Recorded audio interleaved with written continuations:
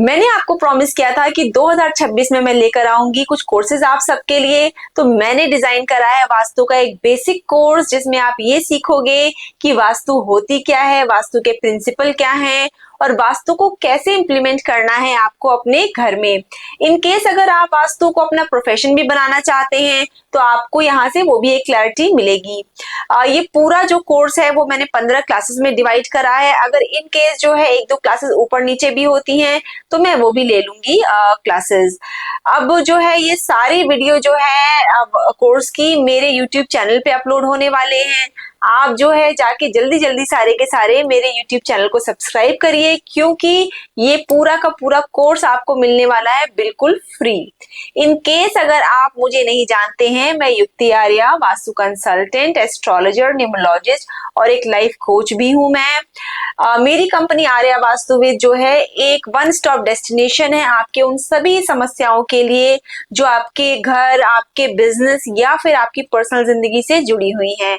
तो आप हमें जो है इन नंबर्स पे कॉल करके कनेक्ट कर सकते हैं। आप मेरी वेबसाइट भी चेक कर सकते हैं क्या क्या सर्विसेज हम प्रोवाइड करते हैं। फिलहाल तो चलिए हम देखते हैं कि हम इस कोर्स में क्या सीखने वाले हैं।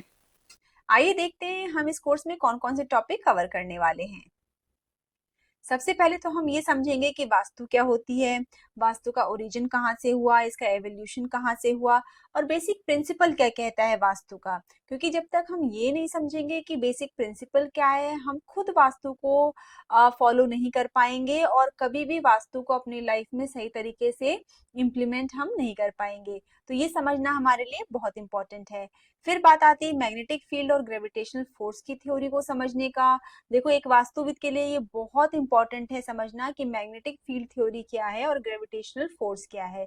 इसके बिना आप कभी भी आपकी बेड की प्लेसमेंट कैसे होनी है, स्लोप किस दिशा में होना चाहिए, ये सारी चीजें आप नहीं समझ पाओगे। फिर हम पढ़ेंगे दिशाओं के बारे में। देखो, 4 दिशाएं तो हमें पता ही है, उसकी उप दिशाएं होती हैं, फिर उसकी भी उप दिशाएं होती हैं।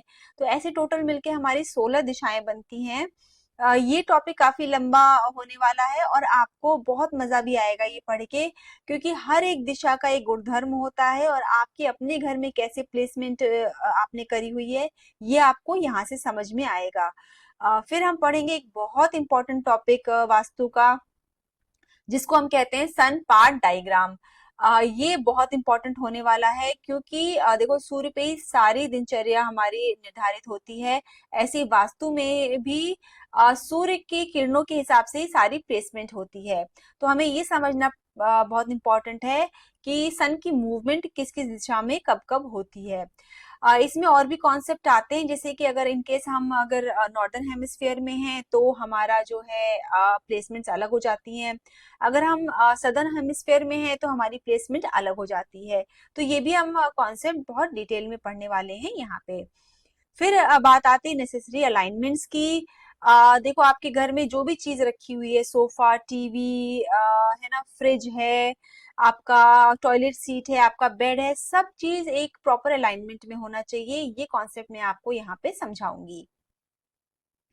फिर बात आती है 5 एलिमेंट और एलिमेंट साइकिल की। 5 तत्व तो हम सबको पता ही है, वाटर, फायर, एयर, स्पेस और अर्थ।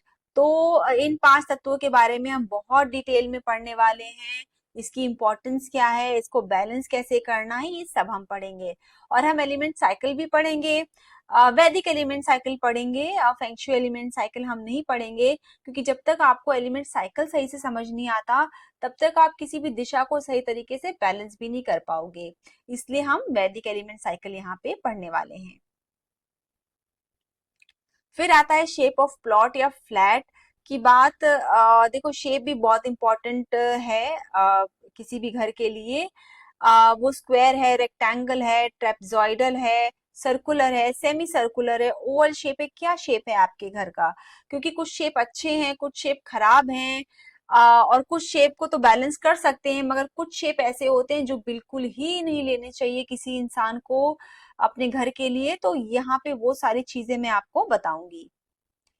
फिर एट्रीब्यूट्स हम पढ़ेंगे 16 दिशाओं के, है ना।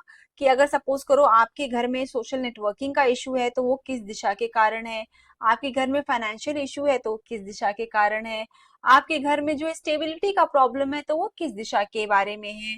तो सारी चीजें हम पढ़ेंगे बहुत डिटेल में, आपको बहुत समझ में आएगी आपके घर, खुद के घर के बारे में कि आपके घर में अगर कोई इशू है तो किस वजह से है।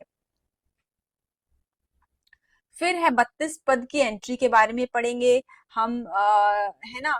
यहाँ पे देखो यूजुअली मैंने लोगों को कहते सुना है कि N3 N4 E3 E4 S3 S4 या W3 W4 की एंट्री अच्छी होती है, ले लेना चाहिए। पर हम एक्चुअली में समझेंगे कि ऐसा है भी कि नहीं है।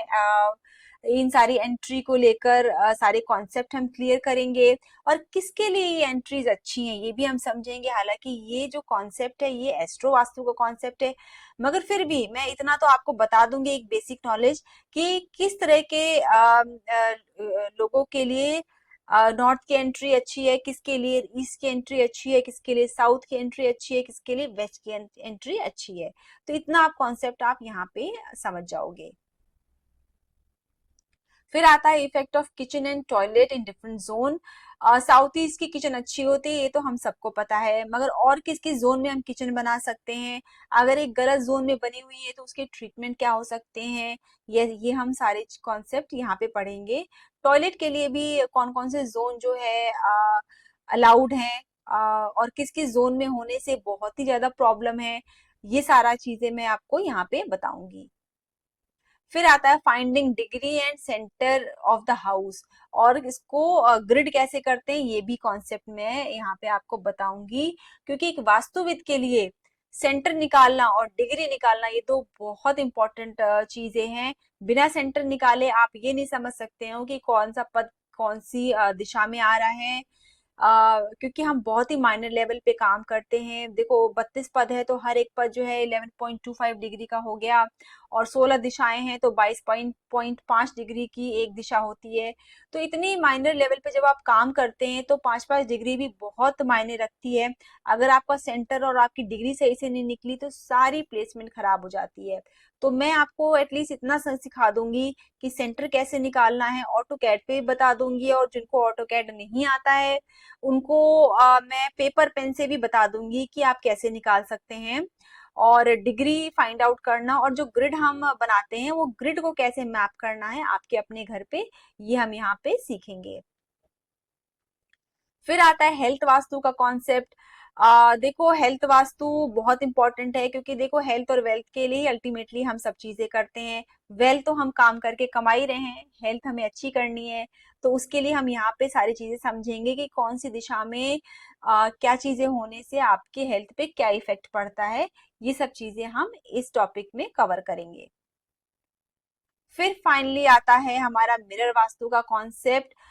मिरर वास्तु बहुत इंपॉर्टेंट है, क्योंकि मैं इतने घरों में विजिट करती हूँ। लोगों को पता है कि मिरर लगाना है, बट एक्चुअली में सब 80% लोग जो है गलत वॉल पे मिरर लगा के रखते हैं। तो यहाँ पे ये समझेंगे किस वॉल पे मिरर को लगाना है और किस तरीके का मिरर लगाना है हमें अपने घर में। और हम मिरर के थ्रू वर्चुअल डोर भी ओपन करेंगे, क्योंकि वर्चुअल डोर देखो कई तरीके से ओपन होते हैं, बट हम यहाँ पे मिरर के थ्रू वर्चुअल डोर कैसे ओपन करना है हम ये कॉन्सेप्ट समझेंगे। फिर आता है प्रैक्टिस की बारी।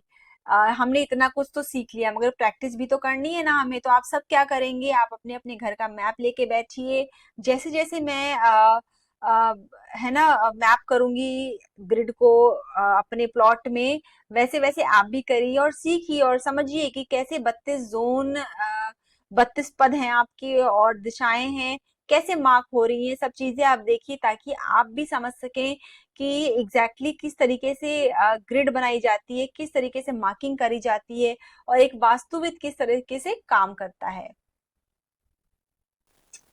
आई होप कि आपको मेरी वीडियो अच्छी लगी होगी और आपको क्लैरिटी मिली होगी कि आप क्या क्या इस कोर्स में सीखने वाले हैं। नेक्स्ट वीडियो में जल्दी ही अपलोड करने वाली हूँ, तब तक के लिए गुड बाय।